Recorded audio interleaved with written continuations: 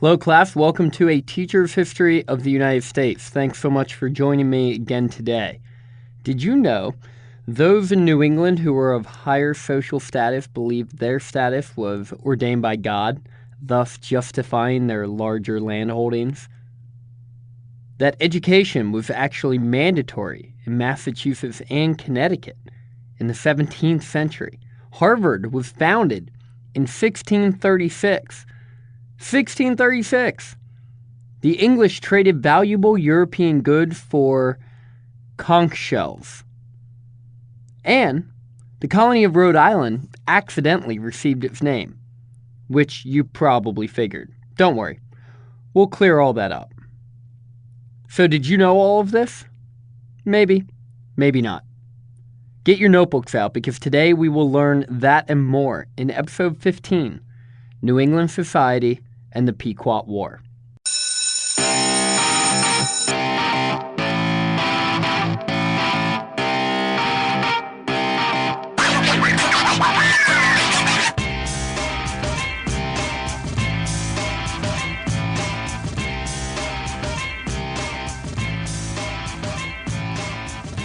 Hello and welcome to class. To catch everyone up, I want to briefly provide context for our lesson today. So, last week, Zach and I filled in some gaps about William Penn, the Quakers, founding of the Pennsylvania colony. If we go back in episode to episode 13, we finished reviewing the original 13 colonies, and we headed south to discuss in more detail the founding of Carolina and Georgia. Now, as we move forward, we will be revisiting many of these colonies, reminding ourselves of their unique characteristics. So don't worry, it's not out of sight, out of mind. But this lesson will begin with our first in-depth look at colonial society and the first real conflict with the Native Americans. Now, because New England society was so drastically different than that of the southern colonies, we're going to cover each of them in separate episodes, today focusing first on the colonial society in New England, and in a few episodes we'll transition south and focused on colonial southern society. So, we've covered the landing of the Pilgrims and the Puritans in depth, so we're not going to rehash any of their early beginnings, but instead we're going to look at how they lived and how their living patterns influenced their settlement. Many of the colonists in New England came from rural areas of England and decided to live close together and focus on this idea of self-government. While some of us today are idealists and like to think of New England colonists as those who strive for an egalitarian society of social and economic equality, those, unfortunately, just aren't the realities. While opportunity was present for all the families in New England, which, is a good thing, this opportunity was not equal.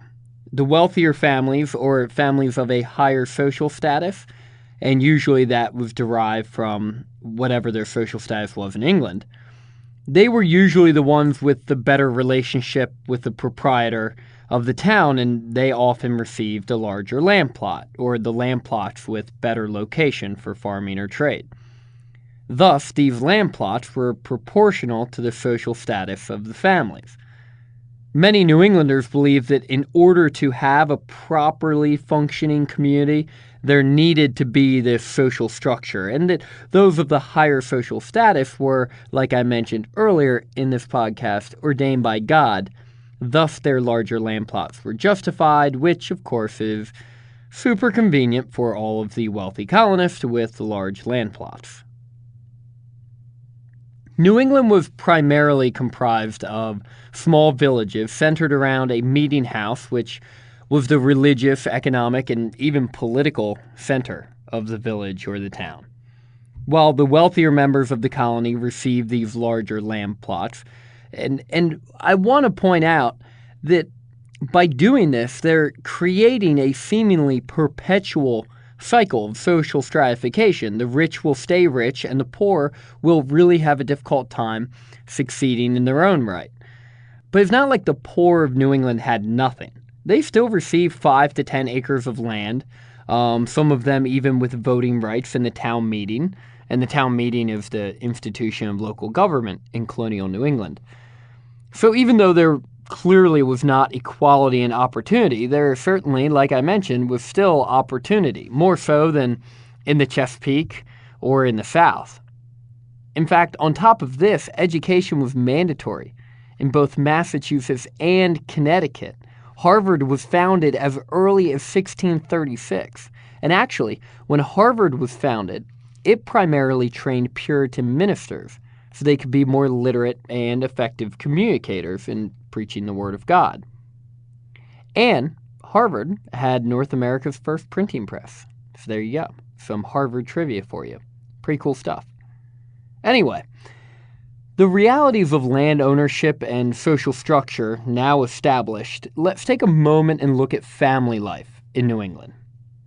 As we've mentioned before, these New Englanders traveled over as families, and their preference to settle in towns together helped protect them from the natives and provided for more daily social interaction. In general, many New England women married at younger ages in the colonies than they did in Europe, with women often marrying at the average age of 20, men marrying at the average age of 24, so pretty young.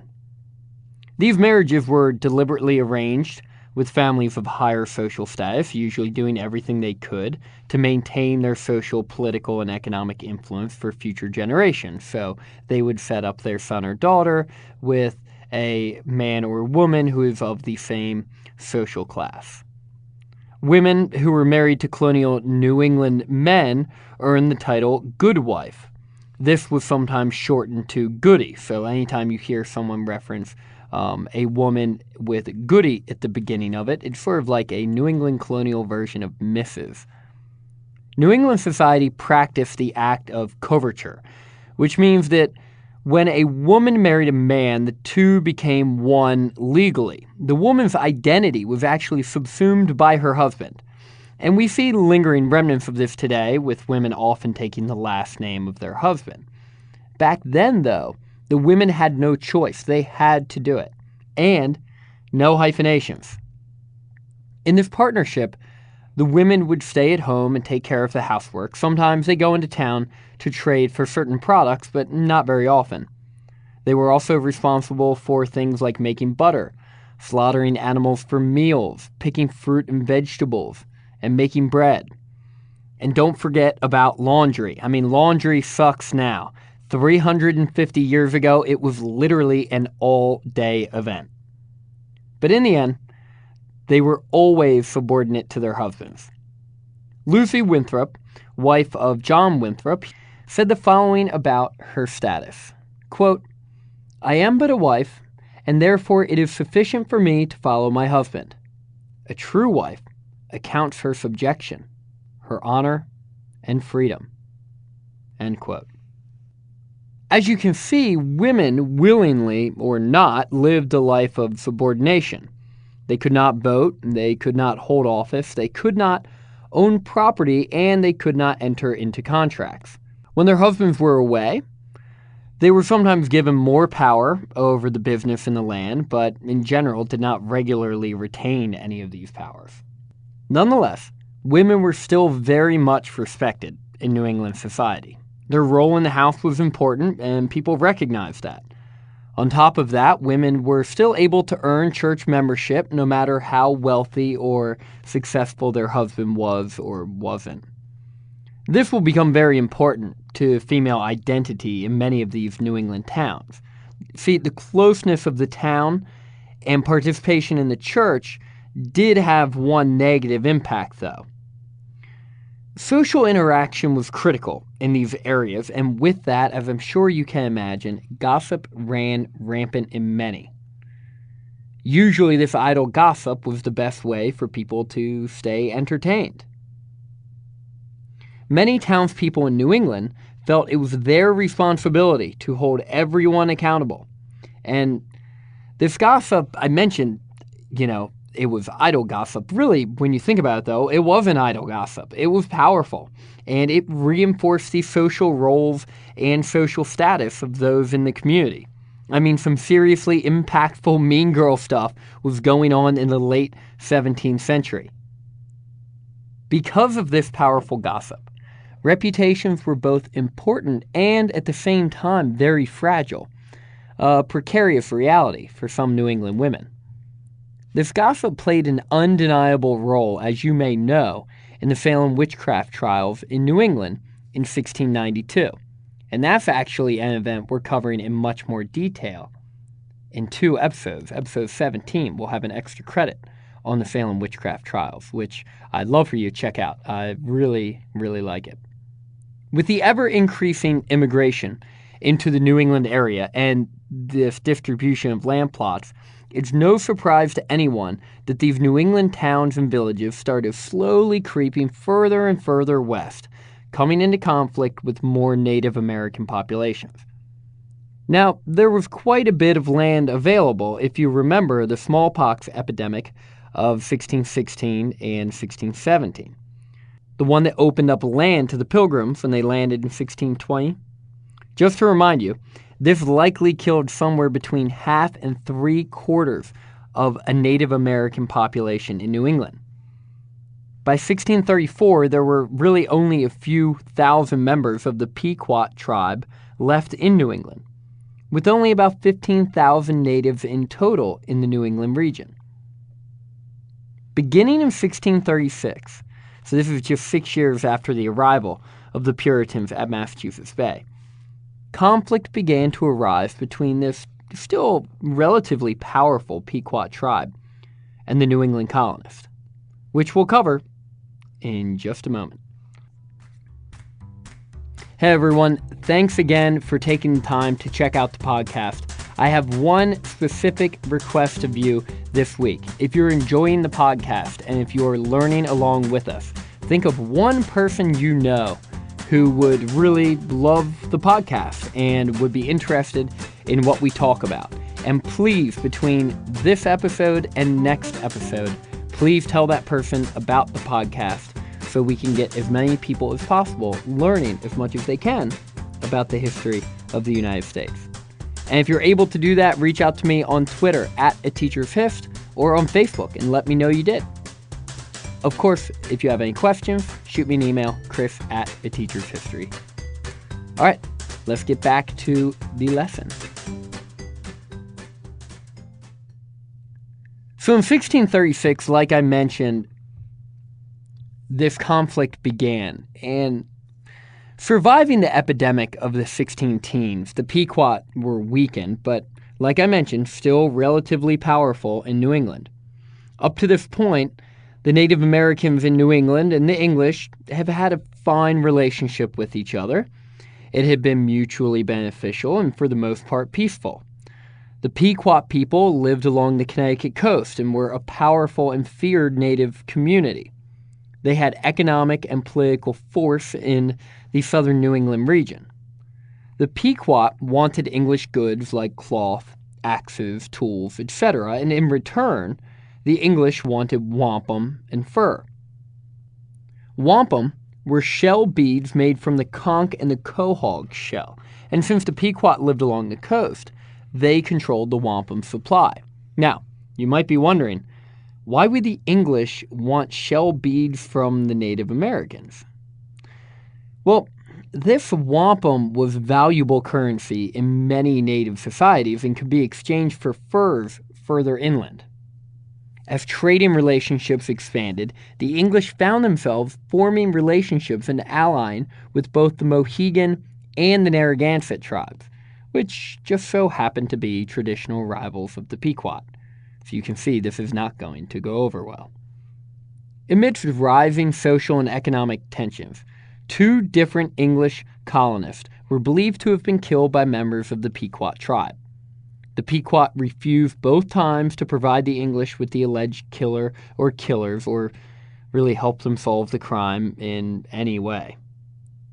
Anticipating heightened conflict in the near future, the English reached out to their Mohegan and Narragansett allies and proposed a preemptive attack against the Pequots.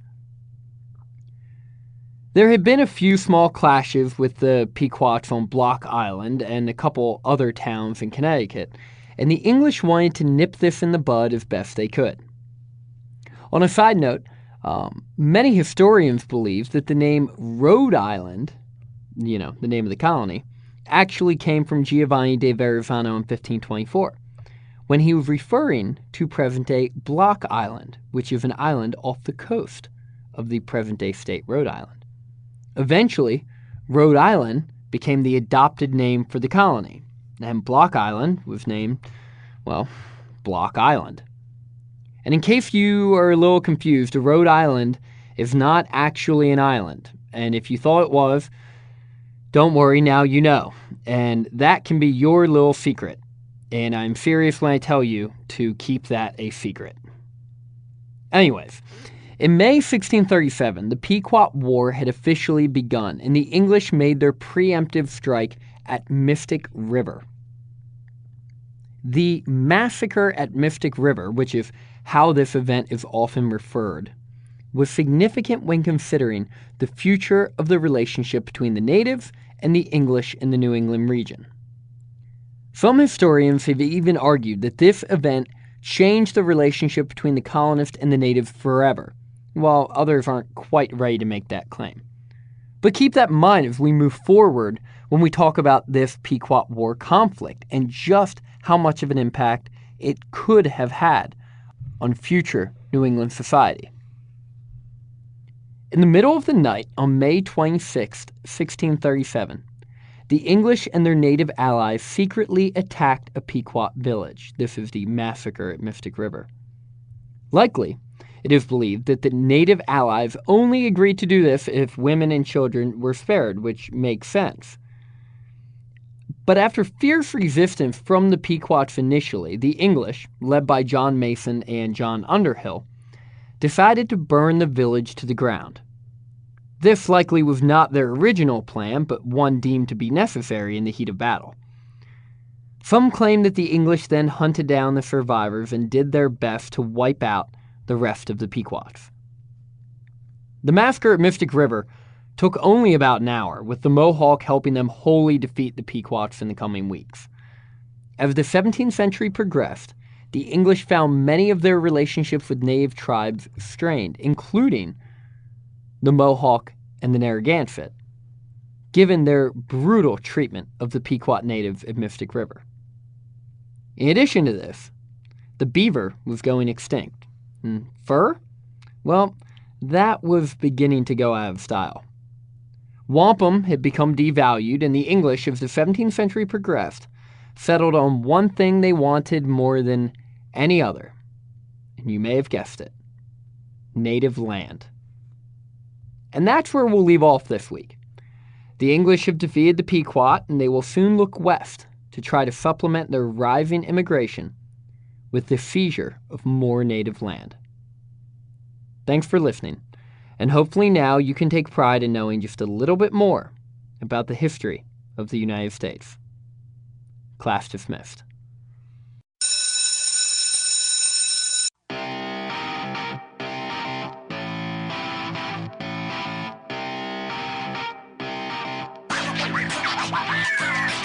Join us again next week for another lesson in American history.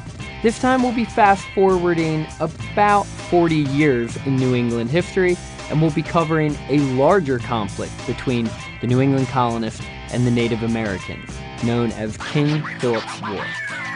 See you then.